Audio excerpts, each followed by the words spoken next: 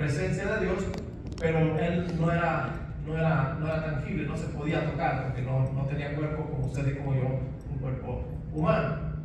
Pero desde que el Señor vino a esta tierra y se hizo hombre, ahora para la manifestación de Jesucristo no se usa la palabra, por eso es que nunca más se vuelve a usar en el Nuevo Testamento la palabra epifanía, porque Él se hizo tangible, se hizo palpable. Así que Jesús, en cada manifestación ya no se va a hablar de la epifanía de Jesucristo, sino se va a hablar de la parucía de Jesucristo, porque ahora Él es visible y es palpable. Así que, ¿cómo sabemos de cuándo habla de una venida para arrebatar y una venida para reinar por 1000 años? Pues en el contexto de las cosas que están sucediendo. Entonces, por eso que no es que haya dos venidas para que pueda llegar a la tierra, no, sino una venida es para arrebatar a la iglesia, amén, para que nosotros nos encontremos con Él en el aire, y así estaremos siempre con el Señor.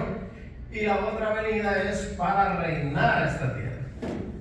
La venida para el arrebatamiento, Jesucristo no baja a la tierra, nos espera en el cielo, amén, en las nubes, y ahí nos reunimos con Él. La segunda venida a reinar, Él sí baja a la tierra y se queda por 1000 años, y ahí nosotros venimos con Él, ya como la esposa, amén.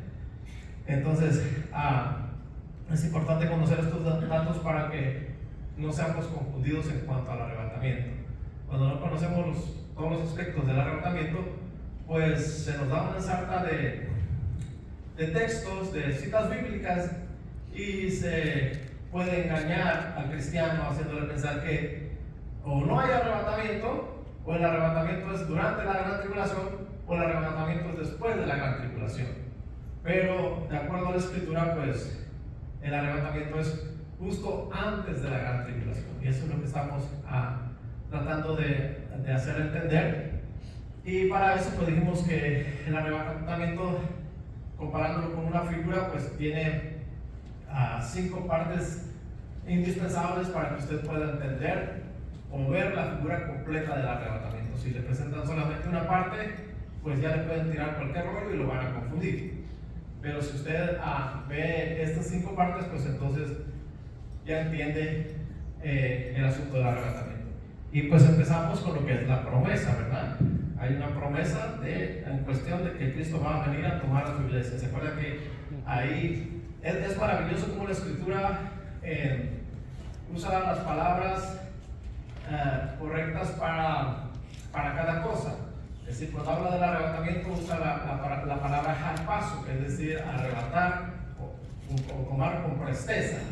Pero Jesucristo se toma el tiempo para explicarlo de una manera más cercana. No sé cuántos entienden ese concepto en cuanto a lo que es ahora la tecnología, los teléfonos, las tabletas, el zoom in y el zoom out. Si sabe, como por ejemplo cuando usted ve una foto y con sus deditos le pica y lo abre hacia afuera, el zoom out, o se acerca más a un punto y lo va viendo la imagen, pero al mismo tiempo va profundizándose en lo que usted quiere ver, el zoom in, ir hacia un punto específico. ¿Amén?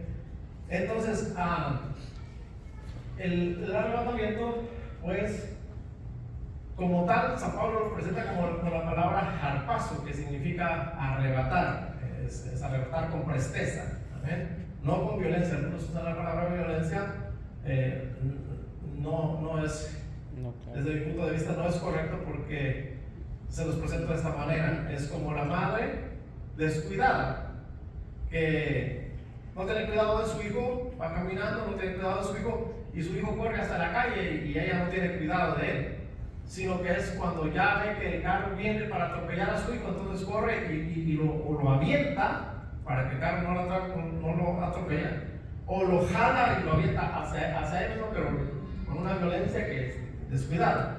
Sin embargo, estamos hablando de una madre que tiene cuidado de su hijo, que corre hacia la calle y ya la madre sabe que si ese niño se queda ahí, el carro va a venir y lo va a atropellar.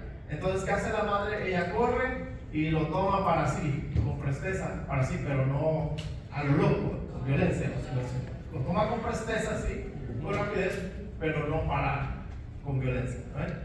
Entonces, y eso es lo que hace Jesús. Jesús no usa la palabra harpazo, sino él usa la palabra paralambano. Amén. Os tomaré a mí mismo. Usa la palabra tomar, como arrebatar, como tomar. Amén.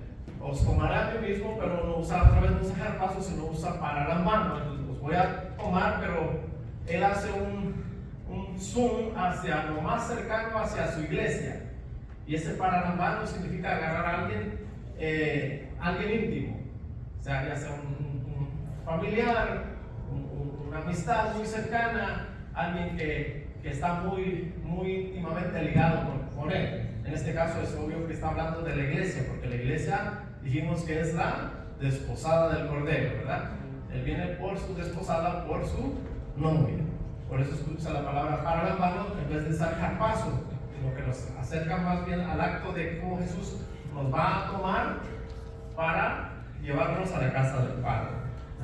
Porque nos va a tomar, y ahí nosotros también notamos que se trata de la iglesia que tiene intimidad con Dios, no la iglesia que está descuidada. Acuérdense, debemos siempre tomar en cuenta que desafortunadamente dentro de la iglesia hay dos grupos: el grupo de la iglesia insensata y el grupo de la iglesia sensata.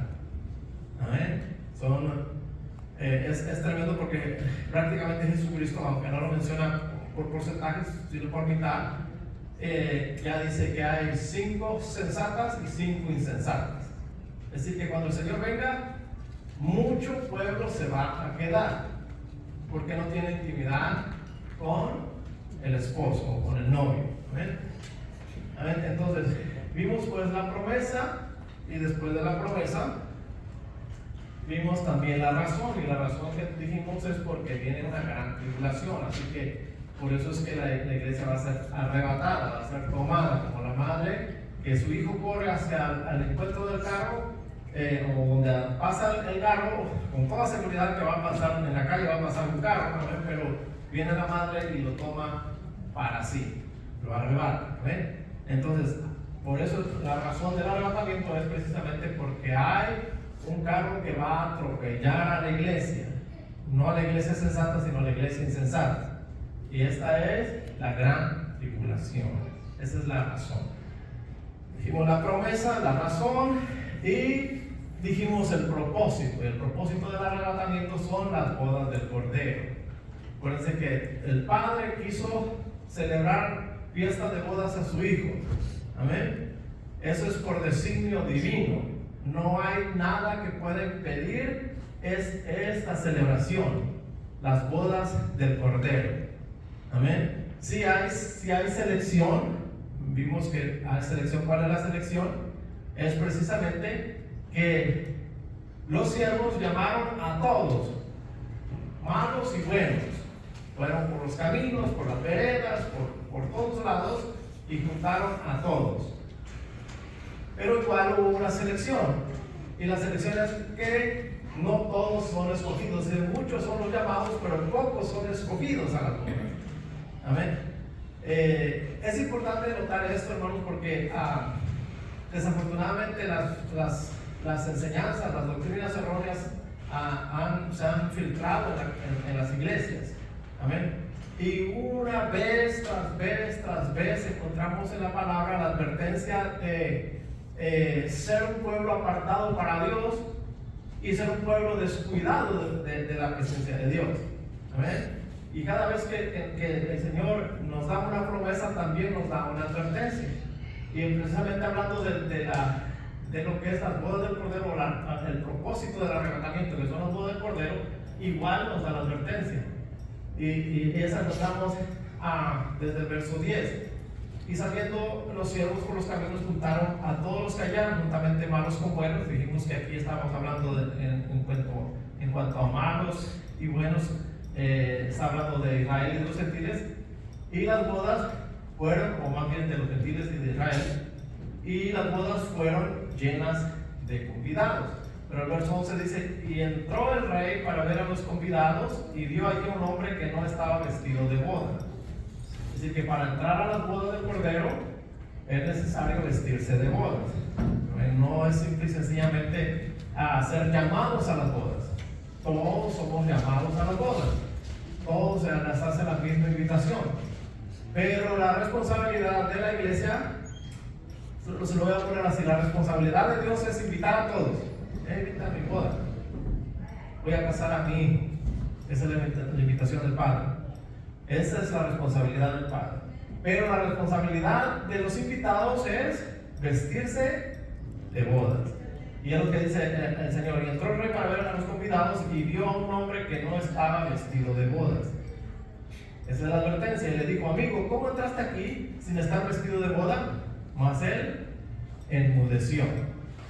Entonces el rey dijo a los que servían: atadle de pies y manos y echarle las tinieblas de afuera. Ahí será el lloro y el crujir de dientes. ¿Cuáles son las tinieblas de afuera? Dijimos. ¿Se acuerdan? Las tinieblas de afuera. La gran tribulación. La gran tribulación, exactamente. Es decir, que ¿por qué lo atan de pies y manos? Porque en la gran tribulación no hay manera de salvación física. Es decir, que todo aquel que entre en la gran tribulación, que en un tiempo fue llamado para entrar a las bodas y no se vistió de bodas, en la tribulación entrará atado de manos y de pies. No hay nada que él pueda hacer o a dónde pueda correr para que pueda ser salvo en cuanto a la situación física, sino por el contrario, ese es el pago para que pueda alcanzar salvación para vida eterna. ¿Ven? Ahí será el lloro y el crujir de dientes. Es decir, que no importa dónde se quiera esconder, no habrá manera de esconderse. No importa lo que pueda hacer, no habrá manera de que lo que haga le pueda salvar de la decapitación, como lo presenta la Escritura, sino que por el contrario, es la manera de cómo la persona va a expiar sus pecados, puesto que despreció al becerro de la expiación. ¿Amén? Entonces, el verso 14 cierra la advertencia, dice: porque muchos son llamados y pocos escogidos. ¿En qué consiste que muchos son llamados y pocos escogidos? Bueno, es sencillo. Todo el mundo se le invita a conocer a Dios, ¿verdad? Y se le invita a las bodas del Cordero. ¿Pero quiénes son los escogidos? Son aquellos que se visten de bodas.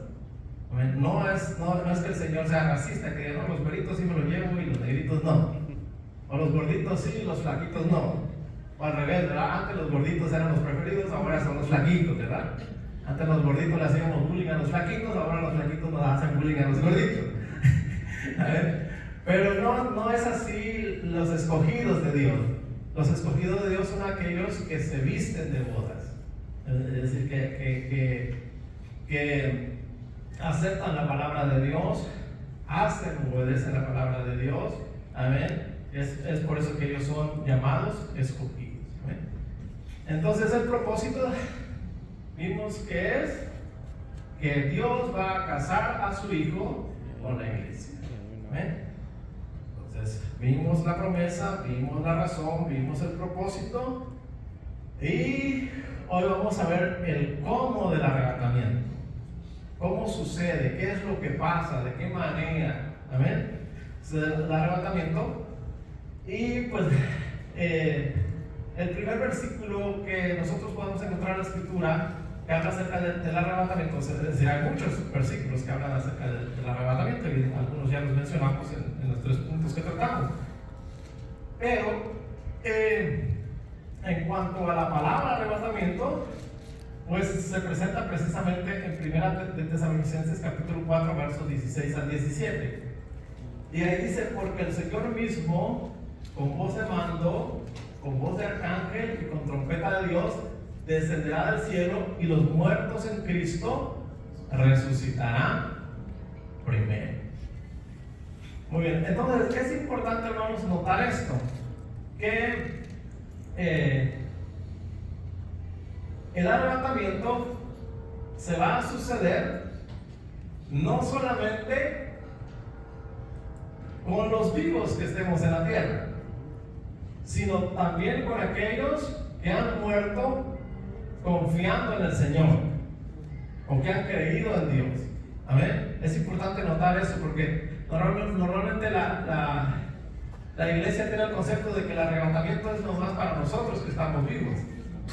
Pero el arrebatamiento no es solo para nosotros que estamos vivos, sino que el apóstol Pablo está diciendo, porque el Señor mismo con voz de mando, con voz de arcángel y con trompeta de Dios, descenderá del cielo y los muertos en Cristo resucitarán primero. Y el verso 17 dice, luego nosotros los que vivimos, los que hayamos quedado, seremos arrebatados juntamente con ellos. ¿Con quiénes ellos? Con los muertos. Con los que han muerto en el Señor, ¿verdad? Que han muerto. En las nubes para recibir al Señor en el aire, y así estaremos siempre con el Señor. Amén. Entonces, quisiera recalcar que el arrebatamiento no es exclusivo para nosotros que estamos vivos. No, sino que el arrebatamiento también incluye a nuestros hermanos que han muerto en el Señor. Es decir, que han muerto creyendo en el Señor. Así que todos aquellos que han confiado en Dios tienen la esperanza de ser arrebatados y nosotros juntamente con ellos para recibir al Señor en el aire. Eso va a ser maravilloso, hermanos. Es decir que nosotros por naturaleza, pues nuestra carne se corrompe, se muere, amén. Pero el Señor está prometiendo una resurrección de nuestros cuerpos. Es que nosotros, si el Señor no viniese antes de que nuestros años se cumplan en esta tierra, pues bajaremos al polvo de la tierra. Pero para el Señor la muerte es como alguien que duerme. ¿Amén? ¿Por qué? Porque la esperanza es que un día usted y yo, si somos fieles al Señor, vamos a ser resucitados. Amén. Eso si el Señor no viniese en nuestros días. Amén. De todas maneras, o ya sea que velemos, dice el apóstol Pablo, que estemos vivos, o que muramos, somos del Señor y por lo tanto vamos a participar del arrebatamiento, amén, prometido por el Señor. Vamos a ir a la casa de Dios y vamos a ser presentados como la desposada del Cordero, y ahí se celebrará las bodas del Cordero, aquella que el Padre quiso celebrar a su Hijo. ¿Amén? Muy bien. Vamos a ir a Mateo 13, 47 al 50, si me ayudan por favor. Allá hace un zoom hacia adentro, un acercamiento más acerca de lo que es el arrebatamiento. ¿Amén? Aquí San Pablo a los tesalonicenses les dice que los muertos en Cristo van a resucitar y nosotros vamos a ser arrebatados. Pero Mateo 13 hace un acercamiento y dice también, o amplía más bien, cómo va a ser ese acto del arrebatamiento. San Mateo capítulo 13, verso 47 al 50.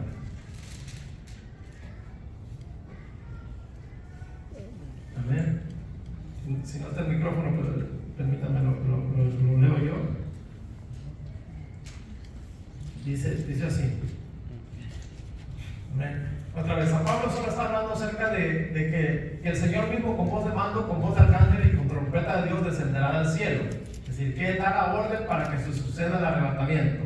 Amén. Y los muertos en Cristo resucitarán primero, y luego nosotros los que vivimos, los que habremos quedado, seremos arrebatados juntamente con ellos en las nubes para recibir al Señor en el aire, y así estaremos siempre con el Señor. Pero el Señor Jesucristo, ahí en San Mateo 13, 47, nos cuenta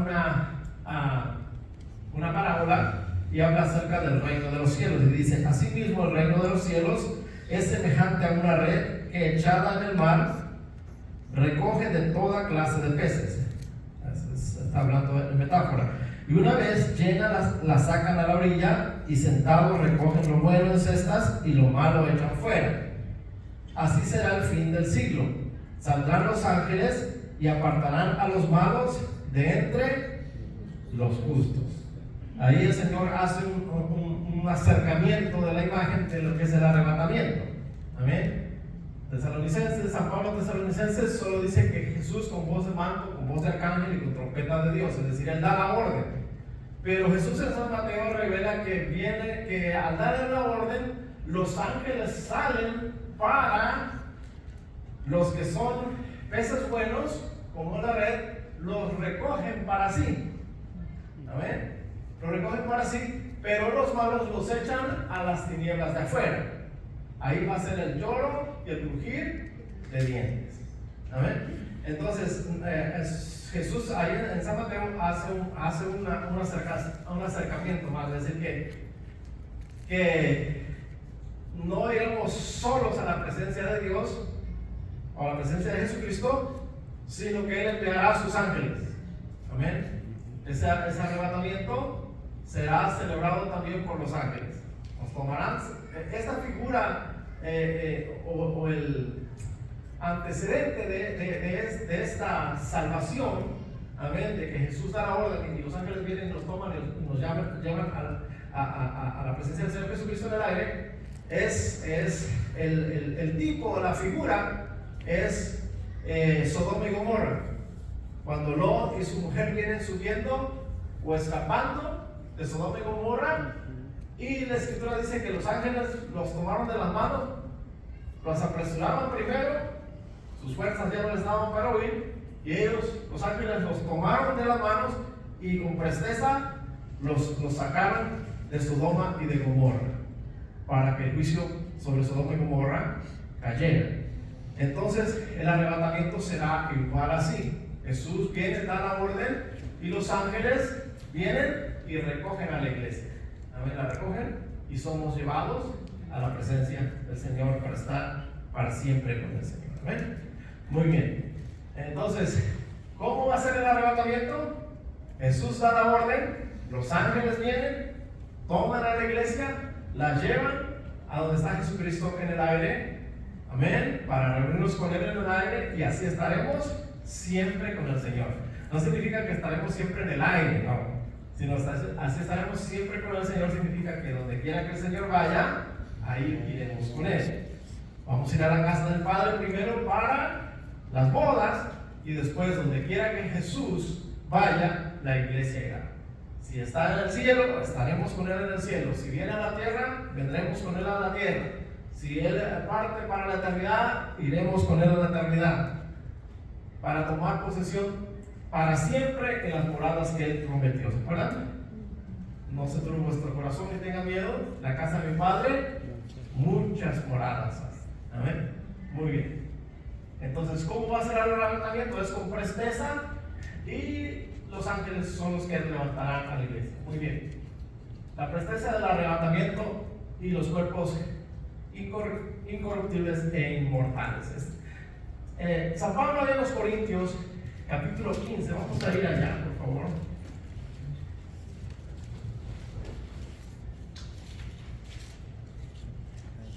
La carta a los Corintios, la primera carta a los Corintios, el capítulo 15.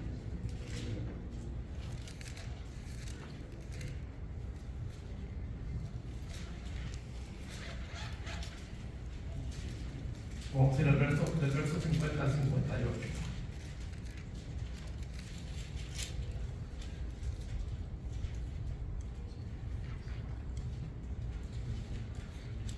El apóstol Pablo ahí, en esta carta, revela por medio del Espíritu Santo, por supuesto, el Espíritu Santo a través de Pablo, revela la presteza del arrebatamiento. Para nosotros, la figura que les ponía, por ejemplo, que la madre que es cuidadosa y su hijo va hacia la calle y corre, pues esa es la presteza natural de nosotros como humanos, ¿verdad? Corre la madre, que le toma quizás segundos para llegar a su hijo, tomarlo y alejarlo de la cartera. Amén.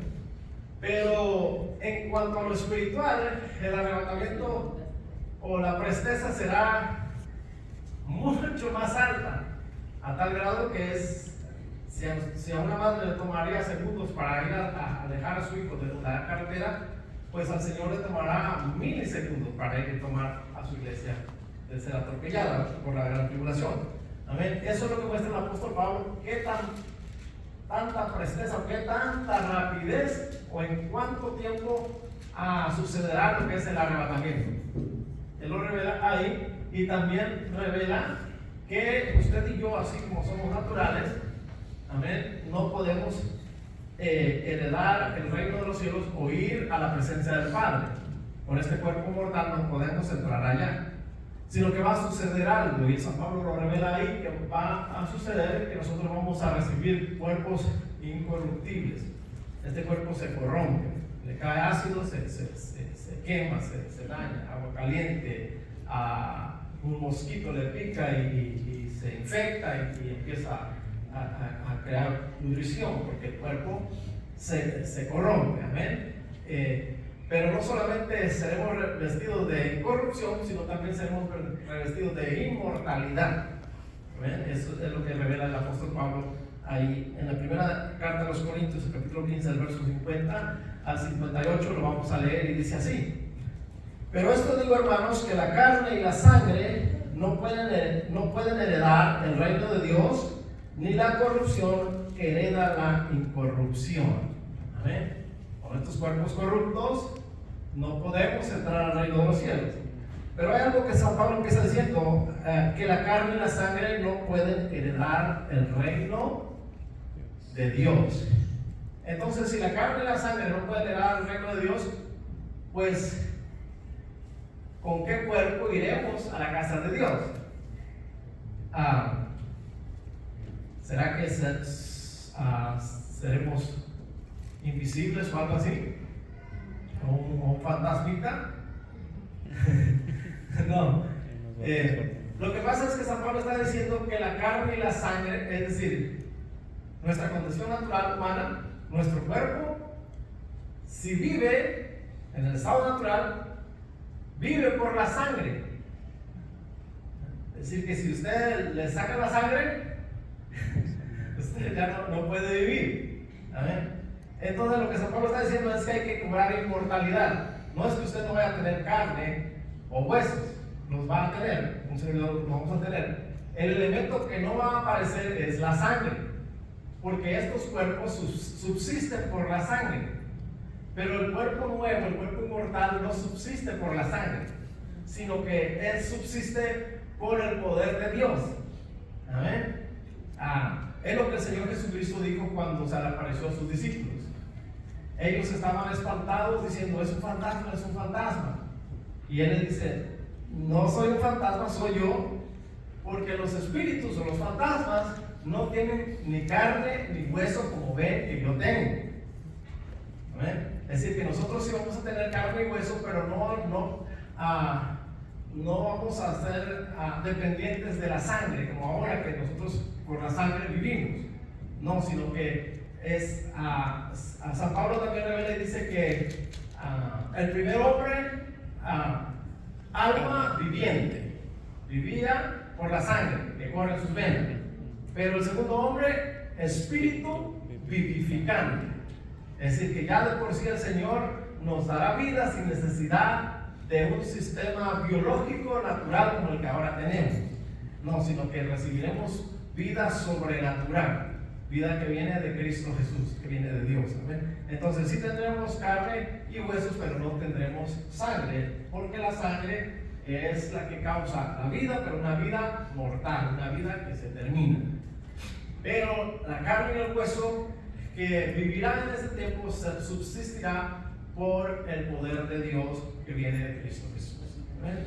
Entonces es lo que está diciendo el apóstol Pablo. Les quiero decir algo: la carne y la sangre no pueden heredar el reino de Dios, no pueden entrar a la presencia de Dios. Y la corrupción, este cuerpo que se corrompe, tampoco puede heredar lo que no se corrompe. En el cielo nada se corrompe. Ay, que me corté y se me está pudriendo la cortada, se me infectó, ¿no?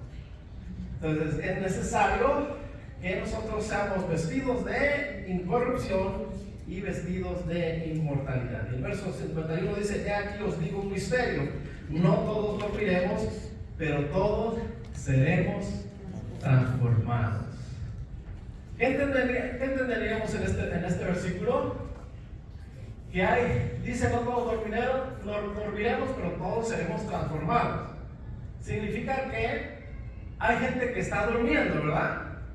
O hay hijos de Dios que están durmiendo. Y hay hijos de Dios que no están durmiendo. Hablando de dormir en el sentido de muerte, ¿verdad? Muerte física. Pero dice San Pablo, no todos vamos a dormir, algunos ya están durmiendo, pero lo que sí es seguro es que todos seremos transformados. Es decir, tanto los que están durmiendo o están muertos, como los que estemos vivos, necesitamos tener un cuerpo incorruptible e inmortal. Tanto los muertos como los vivos necesitamos revestirnos de incorrupción y de inmortalidad. Y es precisamente eso es lo que va a hacer el Señor en el día del arrebatamiento. Amén. Ese evento glorioso que ha de suceder y que nos preparará o nos dará a nosotros cuerpos incorruptibles y cuerpos inmortales para ir a la presencia del Padre Celestial. Y el versículo 52 ya nos dice cuánto le tomará al Señor para que nosotros seamos revestidos de incorrupción y de inmortalidad. Y el verso 52 dice: en un momento, en un abrir y cerrar de ojos, a la final trompeta, porque se tocará la trompeta y los muertos serán resucitados incorruptibles y nosotros seremos transformados. Amén. Así que cuando Jesús dé la orden, en un momento, en un abrir y cerrar de ojos, ¿cuánto dura? Es un parpadeo, ¿cuánto dura? Una milésima de segundo, ¿verdad? Quizás menos que una milésima de segundo. Eso será así, de veloz. Por eso es que San Pablo le pone el nombre de arrebatamiento. Eso es arrebatar con presteza, con rapidez. Amén.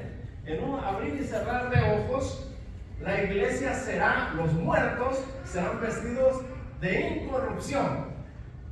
No cree que usted que va a ser la guerra de los zombies. Amén. Se levantan todos, algunos podridos y todos unos sin pies y manos, no. Sino que ellos van a resucitar y van a ser revestidos de incorrupción. Amén. Ellos van a ser vestidos de un cuerpo que no se corrompe. Y nosotros los que vivimos seremos transformados. Este cuerpo que se muere será transformado a un cuerpo que será inmortal. Pero ¿cuánto tomará ese asunto? Eso será un tiempo de milisegundo. Amén. En un instante, en un abrir y cerrar de ojos. Muy bien. Y San Pablo amplía la información en el verso 53 en adelante. Dice: porque es necesario que esto corruptible se vista de incorrupción y esto mortal se vista de inmortalidad. Y cuando esto corruptible sea vestido de incorrupción y esto mortal sea vestido de inmortalidad, entonces se cumplirá la palabra que está escrita: sórdida es la muerte en victoria. Amén. Nos reiremos de la muerte. Si el Señor viene en ese momento y nos haya con vida y somos arrebatados, nosotros nos reiremos de la muerte. Amén. Sórdida es la muerte en victoria. No tiene potestad sobre nosotros, los hijos de Dios. Amén. Y algunos dicen que aunque sea un poquito vas a sentir la muerte, pero eso no es lo que la Escritura dice, sino que la muerte no tiene potestad.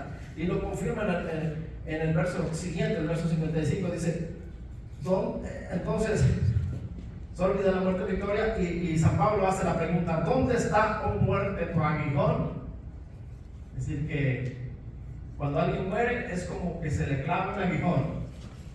¿Amén? Es un dolor, un susto, una preocupación, un suspiro de desesperanza. Amén. Hasta ahora, aún los siervos de Dios, yo no he visto a alguno que diga qué bonito es morirse. Pero sin embargo, San Pablo se gloria en el Señor y él dice: ¿dónde está, oh muerte, tu aguijón? ¿Dónde, oh sepulcro, tu victoria? ¿Vale? Es decir, que no, si de hecho no moriremos, mucho menos bajaremos a sepulcro. Sí, pastor. Toda la escena de dos muchachos peleando. Y tú me das y yo te doy, tú me das y yo te doy.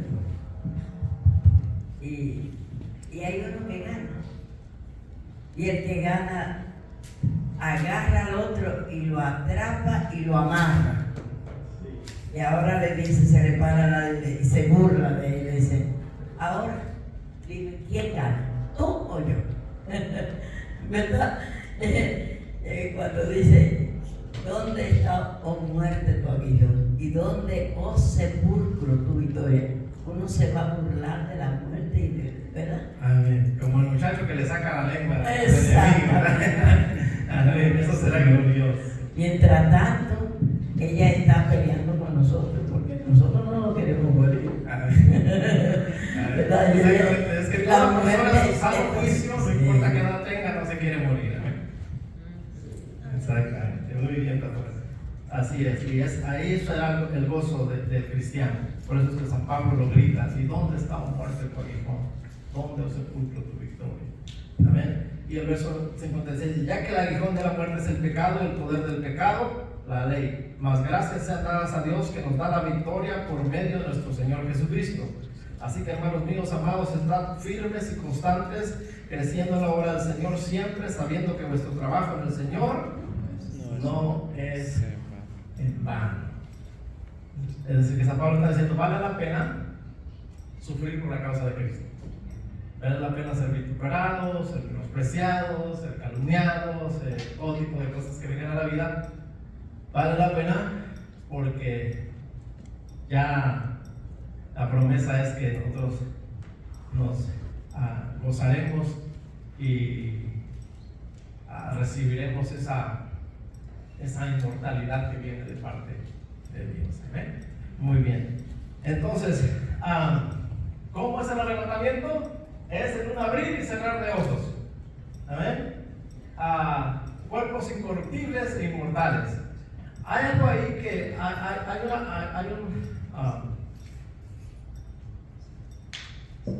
una frase que el apóstol Pablo dice acerca de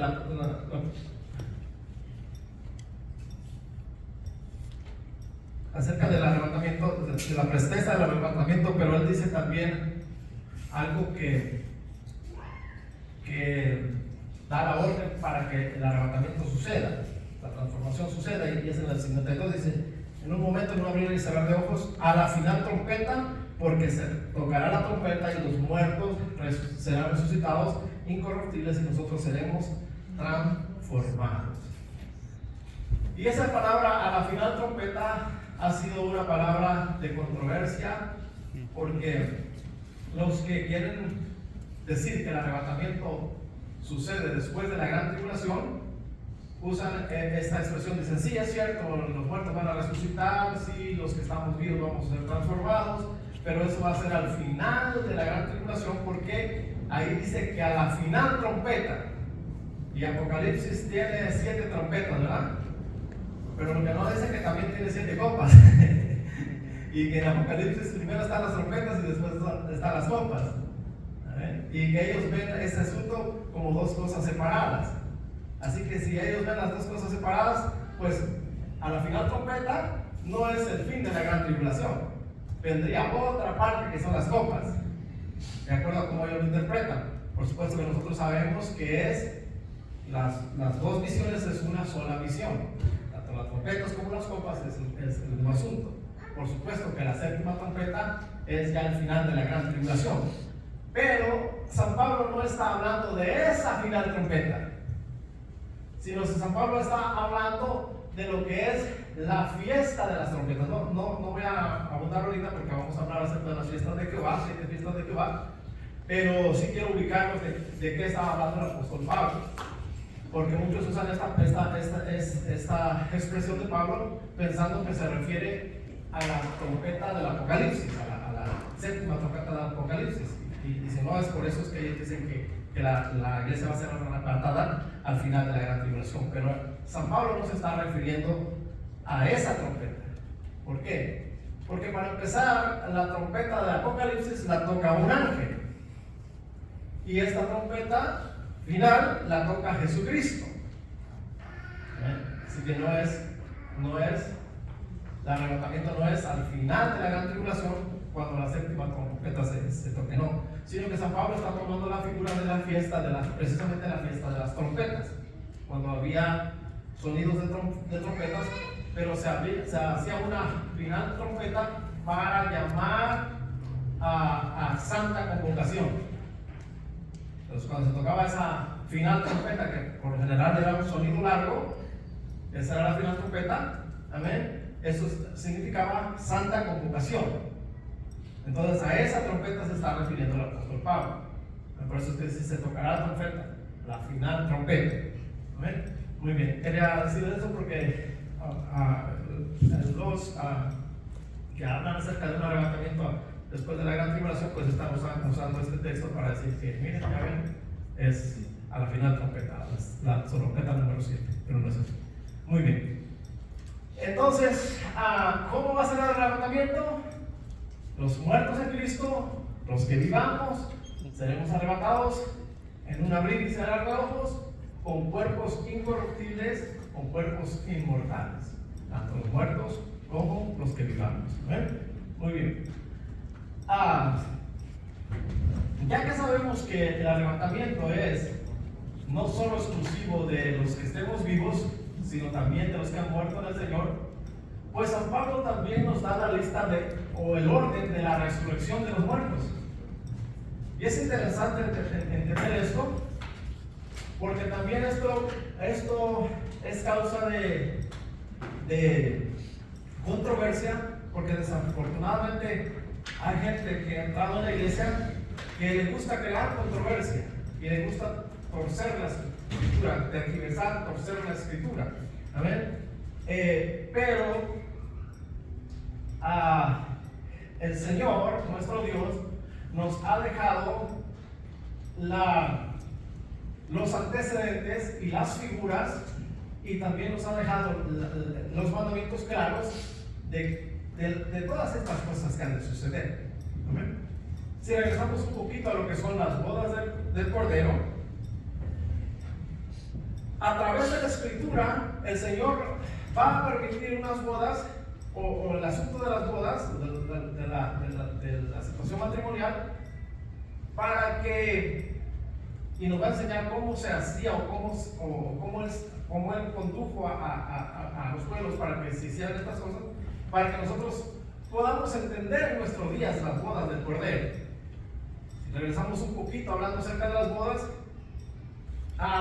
la analogía correcta de la venida del Señor para arrebatar no es el rey que viene a buscar súbditos, sino es el rey que viene a buscar a su novia, la que va a ser su esposa. Y la analogía correcta es precisamente el casamiento de Isaac, el hijo de Abraham.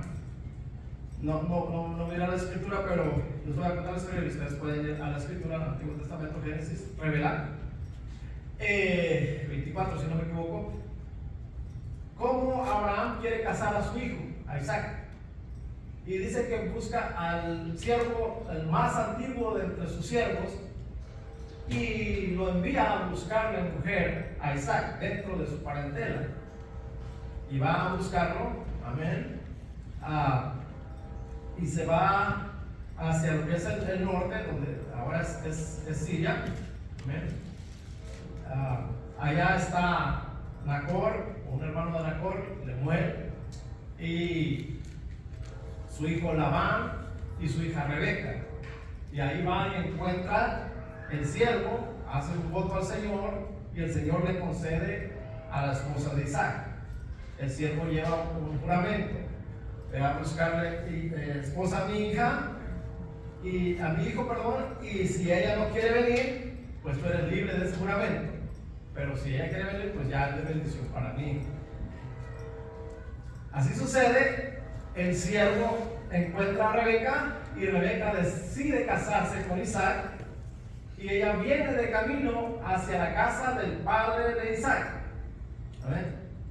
La figura es que nunca la esposa se casa en la casa de sus padres, sino que la esposada siempre se casa en la casa de los padres del novio. Así va esta Rebeca a la casa de Isaac. ¿Amén? Pero hay algo curioso que sucede ahí. La escritura dice que Isaac había salido en la tarde a orar y encuentra a Rebeca. No la espera en su casa, sino la encuentra en el camino. Y ahí en el camino donde él sale a orar, ahí llega Rebeca, se encuentran, se van a la casa de su padre, se casan y se quedan en la casa de su padre, en la alcoba de su madre. Ella para ese entonces había muerto. Esa es la analogía correcta de lo que es el arrebatamiento. Amén. También podemos ver, por ejemplo, las bodas, cómo se celebraban. Cuando Sansón se va a buscar a las filisteas, nos muestra un asunto de cuánto duraban las bodas. Las bodas duraban 7 días. En aquel tiempo se conocía como Shabua, que significan 7 tiempos. Por supuesto que en ese tiempo era 7 tiempos, se aplicaba para días o para años. Amén. Entonces, en las bodas de Sansón fueron 7 días. Pero las bodas del Cordero serán 7 años. 7 años. Amén.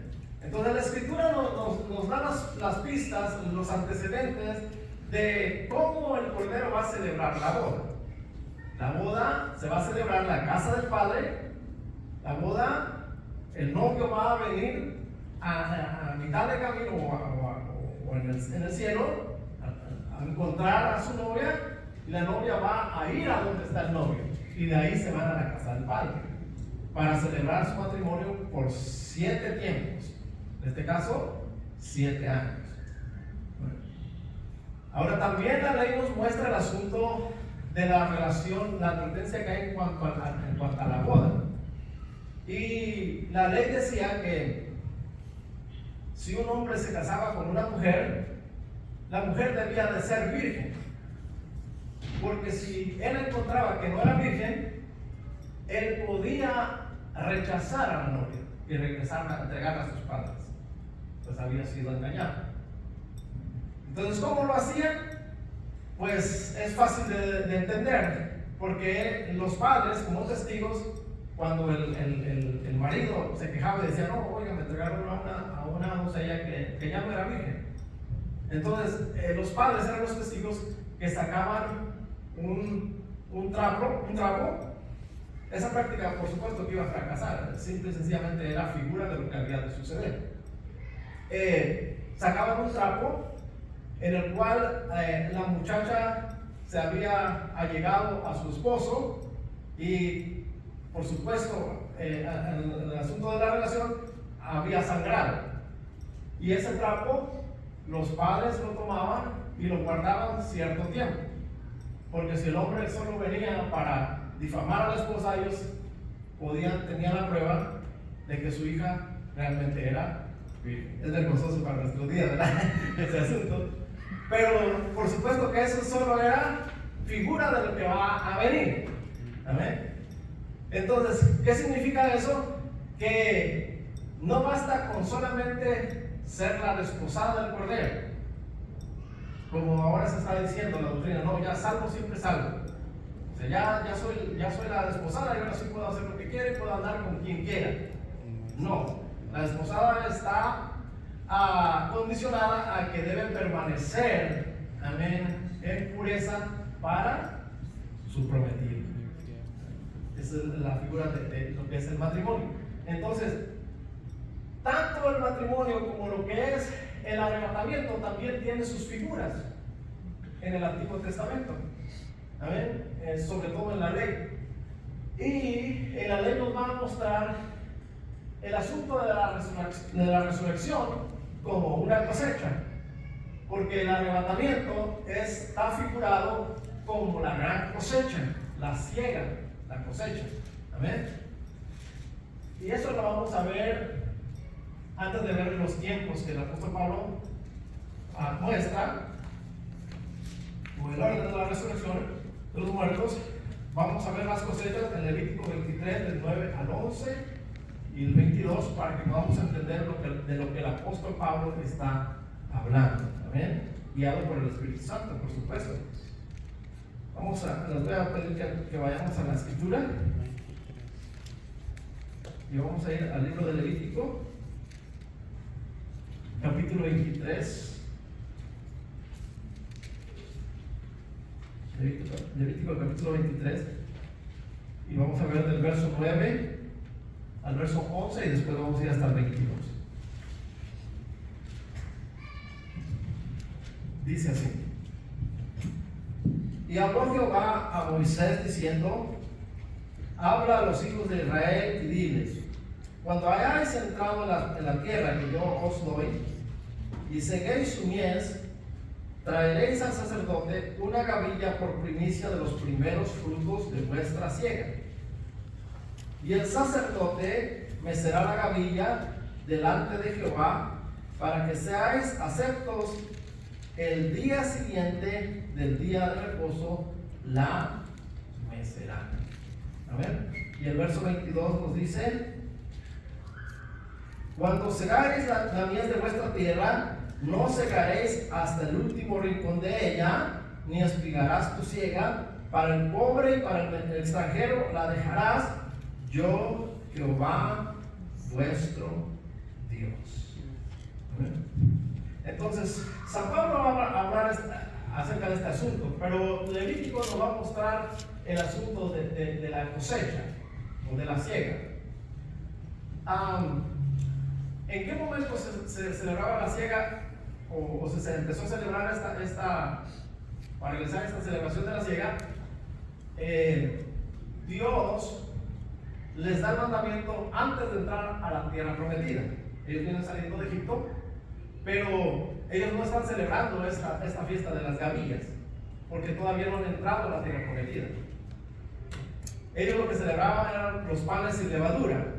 Pero ya aquí en Levítico el Señor le dice: cuando hayas entrado a la tierra que te va Dios, Jehová tu Dios, entonces vas a hacer esta celebración, las gavillas o la gavilla. En tu primera cosecha que vayas a tener, vas a agarrar las primicias. Si usted ha trabajado en el campo, lo ha de saber, y si no, pues ahorita se lo explico. Todo tipo de fruto siempre le va a dar primero, siempre hay unos frutos que se adelantan, y es lo que se conoce como la primicia o los primeros frutos. Entonces, el Señor le da un mandamiento específicamente en cuanto al trigo, y le dice a Israel, dice: cuando ya siembras trigo, cuando hayas entrado a la tierra y tú siembres tu trigo, entonces los primeros frutos, la primicia, vas a agarrar una gavilla, un manojo, y la vas a traer al sacerdote, y él la va a mecer como presentándola a Dios. Y después, pues ya vas a hacer tu cosecha. Pero también en el 22 le dice: cuando celebres la cosecha, cuando hagas tu cosecha, pues de esa cosecha, procura que en tu terreno dejes por ahí un poco, porque al rato vienen los pobres, los que no tienen dónde sembrar, y pues ahí vayan y levanten lo que puedan. Pero también déjalos que espiguen. ¿Qué significa espigar? Significa que cuando cosechan el trigo, pues hacen muchas gavillas, muchos rollos de trigo. Pero cuando están amarrando o cuando están cortando, de repente se cae una espiga. Entonces Dios les mandó que no levanten esa espiga, sino que la dejen ahí, para que cuando vengan los pobres o los extranjeros, ellos puedan tomarla y levantar. ¿Amén? Entonces, esa es la figura que el apóstol Pablo está usando cuando habla acerca del orden de la resurrección de los muertos. Y él va a decir, ahora sí nos vamos a 1 Corintios 15, 22 y 23, y él va a decir cómo es el orden de la resurrección de los muertos. ¿Por qué estamos hablando acerca de esto?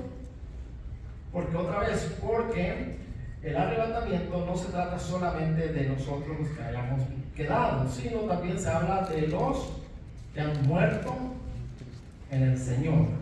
1 Corintios capítulo 15, versos 22 y 23. Y ahí da el orden de la resurrección.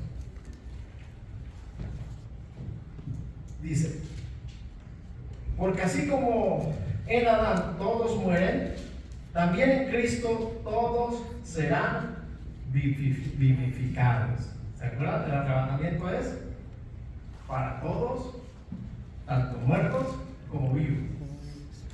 En Adán todos mueren, en Cristo Jesús todos son vivificados.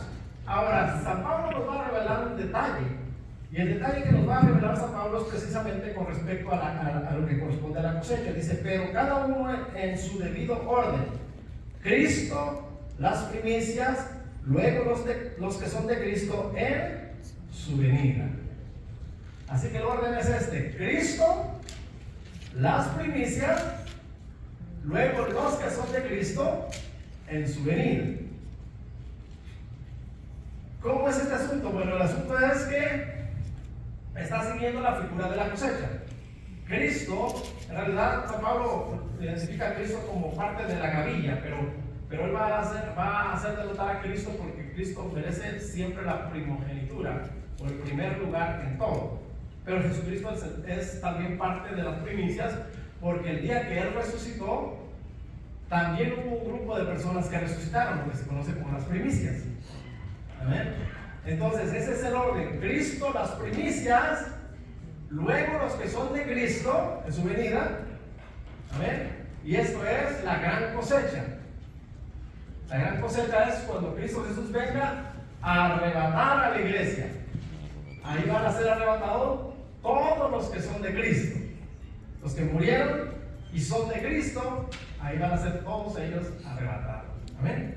Entonces, San Pablo da el orden, pero quiero decirles que Levítico nos muestra las primicias y nos muestra la cosecha y nos muestra el rebusco. Pero San Pablo no nos muestra el rebusco. Él solo nos muestra las primicias, Cristo, porque es primogénito de toda la creación. Las primicias es lo mismo, los resucitaron el mismo día, solo que San Pablo hace una distinción, porque Jesucristo merece la primogenitura en todo, pero Cristo es igual. O sea, de hecho San Pablo así lo menciona: Cristo las primicias, porque está dentro de las primicias, pero él toma la primogenitura, por eso después lo pone aparte. Pero están las primicias, luego están los que son de Cristo. Esto es las primicias, la siega o la cosecha, los que son de Cristo en su venida, en el arrebatamiento, y luego el rebusco. Pero Pablo no menciona el rebusco. No sé si no lo mira o simplemente no lo menciona porque el rebusco no participa en el arrebatamiento. No sé si a Pablo no se le reveló quién es el rebusco. Amén.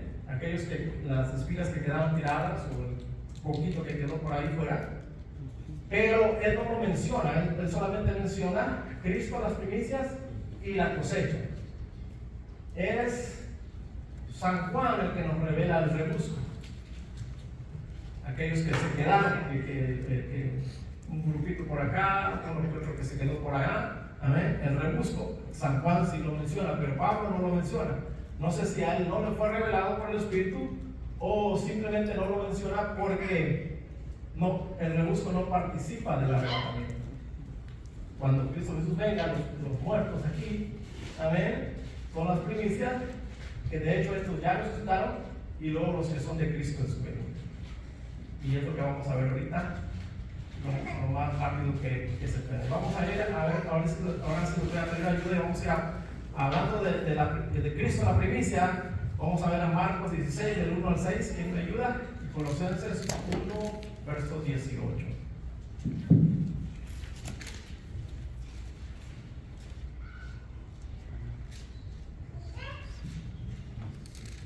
Marcos 16, perdón, del 1 al 6.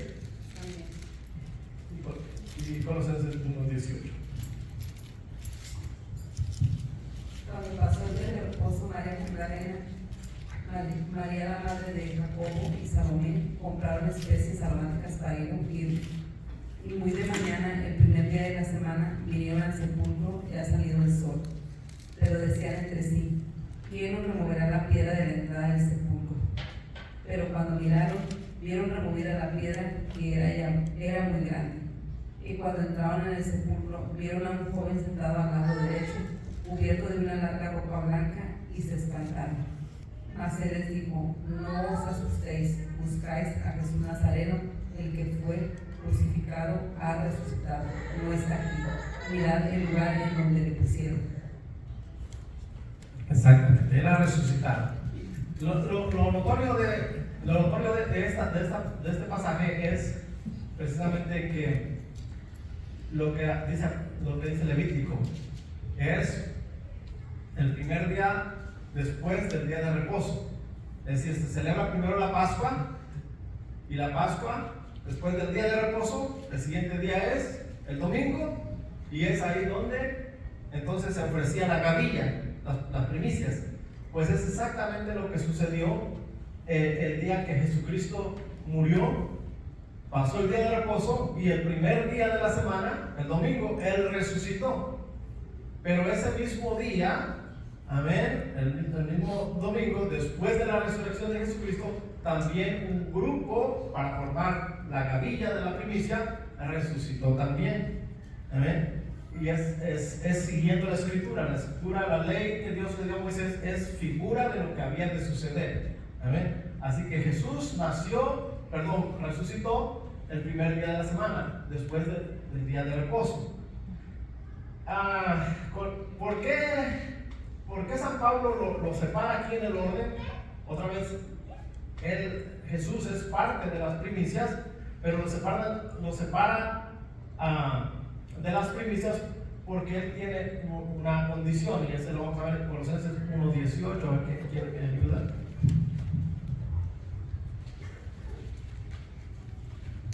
Jesús es parte de las primicias. De hecho, el apóstol Pablo lo llama Cristo las primicias. Amén.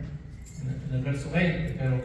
Pero sin embargo, en el verso 22, Pablo da un orden, un orden diferente por una situación. Y la situación es lo que revela Colosenses 1:18. ¿Quién me ayuda ahí? Amén. Y Él es la cabeza del cuerpo, que es la iglesia, el que es el principio, el primogénito de entre los muertos, para que en todo tenga la preeminencia. Amén. Amén, exactamente, para que en todo tenga la preeminencia. Amén. Es el primogénito de entre los muertos. ¿Por qué dice que es el primogénito de entre los muertos? Porque antes de Jesús nadie había resucitado para vida eterna. Había habido resurrecciones, ¿verdad? Cuando Eliseo lo fueron a enterrar, lo tiraron porque estaban huyendo los ejércitos, y donde cayó había unos huesos de un muerto, y este muerto resucitó. ¿Amén? Pero ese muerto volvió a morir. Ese muerto que vivió volvió a morir. ¿Amén? Lázaro ya tenía 4 días de muerto, ya estaba podrido, moría mal, y resucitó. Pero ese Lázaro no resucitó para vida eterna, sino que cumplió sus años. Y otra vez, de hecho, los judíos lo querían matar porque era un testimonio muy, muy claro. Pero cumplidos sus años, él volvió a morir. Por eso es que San Pablo dice: para que él tenga la preeminencia en todo. Él es el primogénito de los muertos. Él es el primero que resucitó para vida eterna. Amén. Y es por eso que San Pablo aquí en el verso 22 lo separa de las primicias. Pero quiere hacer énfasis de que Cristo es primero en todo. Pero él es parte de las primicias, de la gavilla. Amén. Parte de la gavilla, porque ellos resucitaron el mismo día, solo que resucitó primero Cristo. Y vamos a ver las primicias. Mateo 27, 51 al 53, por favor.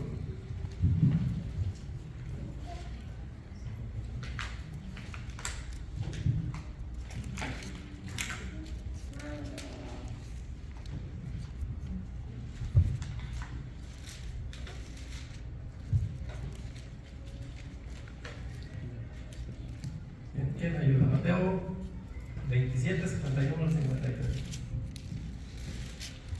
Y aquí el velo del templo se rasgó en dos, de arriba abajo, y la tierra tembló y las rocas se partieron. Y se abrieron los sepulcros, y muchos cuerpos de santos que habían dormido se levantaron. Y saliendo de los sepulcros después de la resurrección de él, vinieron a la santa ciudad y aparecieron a muchos. Amén. Exactamente. Entonces ahí, Mateo 27, 51, 53, registra un acontecimiento maravilloso. Esa es la resurrección, esa es la cosecha de las primicias, esa es la gavilla de las primicias. Amén. Resucita Jesús primero. San Mateo está escribiendo impactado por las cosas que han sucedido. Así que él dice cómo el templo se rasgó, las piedras se partieron, pero no lo está diciendo en un orden. ¿Por qué? Porque él no vio eso. Él lo vio, pero al postrer, es decir, ya lo vio la evidencia de que sí sucedió, pero no en el momento que sucedió. ¿Por qué no lo vio en el momento que sucedió? Porque acuérdense que todos ellos habían salido huyendo.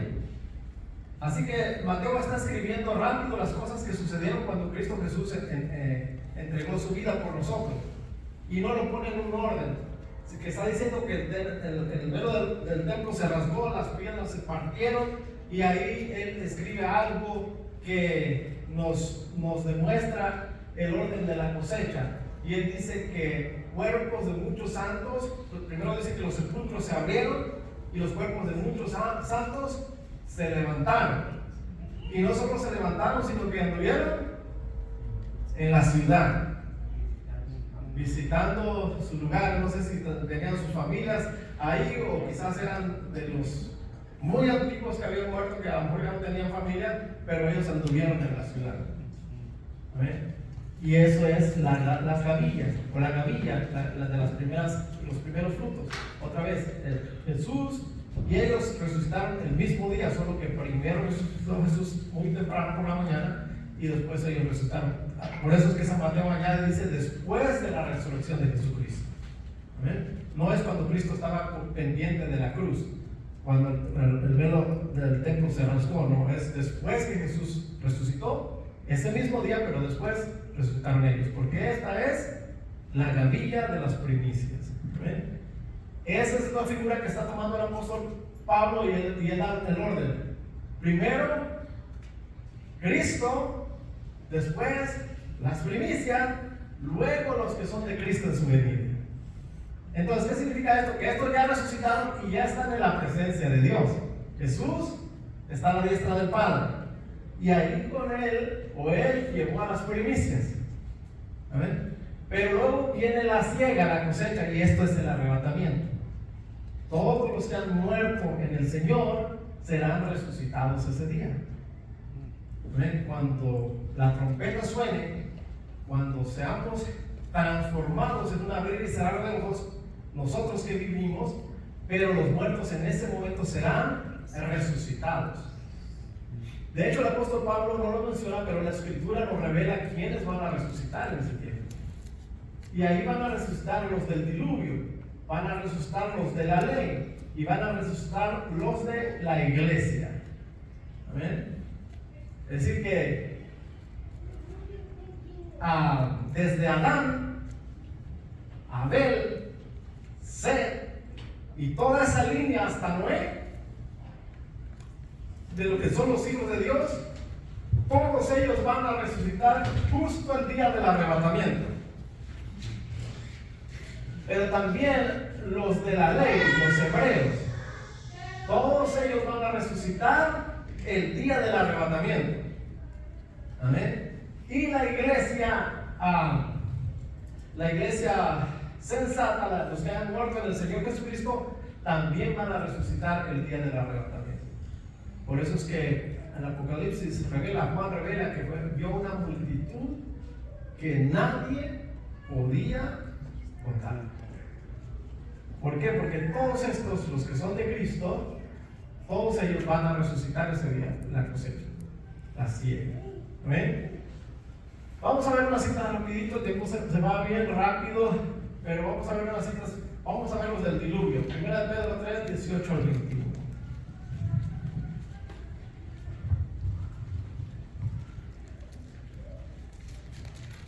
Cuando encuentre primero, pues nos ayuda, y así avanzamos. Porque también Cristo padeció una sola vez por los pecados, el justo por los injustos, para llevarnos a Dios, siendo a la verdad muerto en carne, pero vivificado en espíritu. Hasta el 21, ¿verdad? Y en el cual también fue y predicó a los espíritus encarcelados, los que en otro tiempo desobedecieron, cuando una vez esperaban la paciencia de Dios en los días de Noé, mientras se preparaba el arca, en la cual pocas personas, es decir, 8, fueron salvadas por agua. El bautismo que corresponde a esto ahora nos salva, no quitando la inmundicia de la carne, sino con la aspiración de una buena conciencia hacia Dios por la resurrección de Jesucristo. Amén. Exactamente. Entonces, hay un grupo de los del diluvio que eran considerados como los hijos de Dios, que ellos estaban guardados bajo el pacto de Dios, pero que desobedecieron el pacto de Dios y Dios los bautizó. ¿Se acuerdan cuál es el significado del bautismo? Muerte y resurrección. Muerte y resurrección. Solo que nosotros ahorita lo tenemos por figura. Nosotros no morimos literalmente. Pero eso significa, cuando usted se bautiza, significa que usted está muriendo a las obras de la carne y está resucitando a una vida nueva. Pues los de Noé fueron muertos literalmente. Ahí los bautizó Dios en el diluvio. Por eso es que el apóstol Pedro dice, el bautismo que corresponde a eso, ahora lo tenemos como símbolo, amén, nos salva. Y él añade, no quitando la concupiscencia de la carne. Es decir, que es símbolo de muerte y resurrección, de morir a las obras muertas de la carne para vivir en una vida nueva en Cristo Jesús. Pero ellos no fue símbolo, ellos fue literal, para que fueran llevados al lugar que se conocía como el seno de Abraham o el paraíso, hasta que Cristo Jesús murió y con su muerte quitó los pecados y fue a las profundidades de la tierra, y dice que tomó, San Pablo dice que tomó cautiva la cautividad. Pedro dice que fue a predicar a los espíritus encarcelados, los que en otro tiempo desobedecieron. Ahí nos confirma que había dos líneas, siempre ha existido eso, dos líneas, los que son hijos de Dios y los que no son hijos de Dios, solo son hijos de los hombres. Así que a esos Jesús les predicó, a la línea de Adán por medio de Set. Pues Dios los tomó y los llevó a un lugar que se llama el paraíso, pero ya no en el centro de la tierra, sino en el tercer cielo. Pero ellos fueron llevados así, hasta allá, pero en su alma. Sus cuerpos todavía yacen en el polvo de la tierra. Así que cuando Jesucristo venga por la iglesia, estos van a ser resucitados. Van a resucitar y van a ser transformados, recibirán un cuerpo incorruptible para ser llevados a la casa del Señor. Pero no solamente ellos, también los de la ley, los hebreos.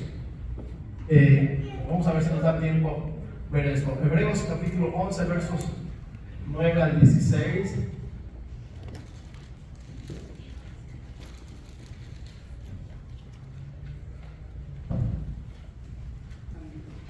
A ver si lo tienes por ahí, ¿nos ayuda? Pero siempre es imposible agradar a Dios, porque es necesario que el que se acerca a Dios crea que le hay y que es galardonador. Sí, el verso 9, hermanos. Ahora un poquito de tiempo. Por la fe habitó como extranjero en la tierra prometida, como en tierra ajena, morando en tiendas con Isaac y Jacob, coherederos de la misma promesa. Del 9 al 16, por favor. Porque esperaba la ciudad que tiene fundamentos, cuyo arquitecto y constructor es Dios. Por la fe también la misma Sara, Estaban buscando la ciudad, perdón. Ajá. Por la fe también la misma Sara, siendo estéril, recibió fuerza para concebir y dio a luz aún fuera del tiempo de la edad, porque creyó que era fiel quien lo había prometido. Por lo cual también de uno y ese ya casi muerto salieron como las estrellas del cielo en multitud y como la arena innumerable que está en la orilla del mar. Conforme a la fe murieron todos estos sin haber recibido los prometidos, sino mirando de lejos y creyéndolo y saludándolo y confesando que eran extranjeros y peregrinos sobre la tierra. Una pausita ahí. Entonces, ellos estaban buscando una ciudad celestial, ¿verdad?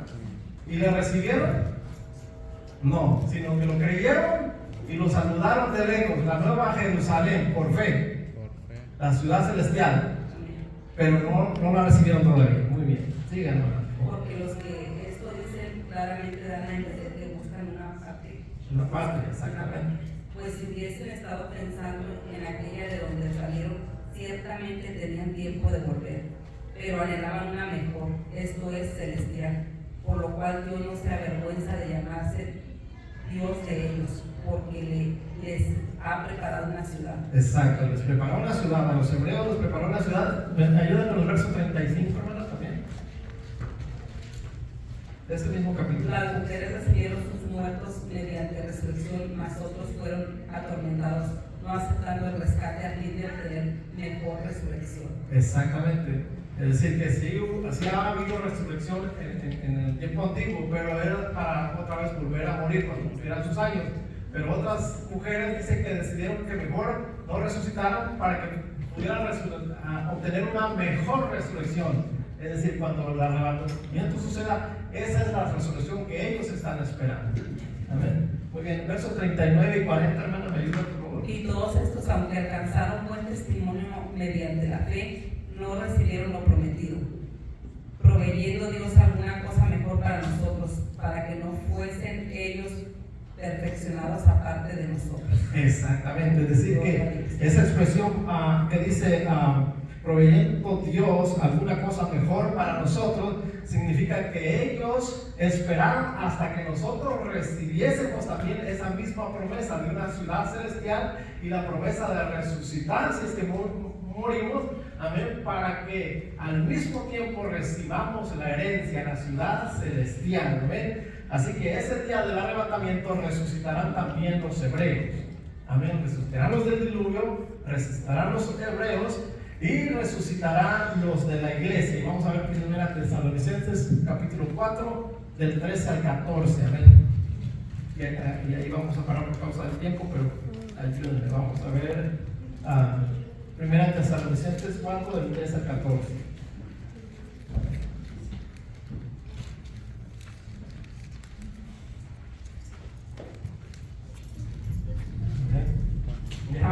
Tampoco queremos, hermanos, que ignoréis acerca de los que duermen, para que no os entristezcáis como nosotros que no tienen esperanza.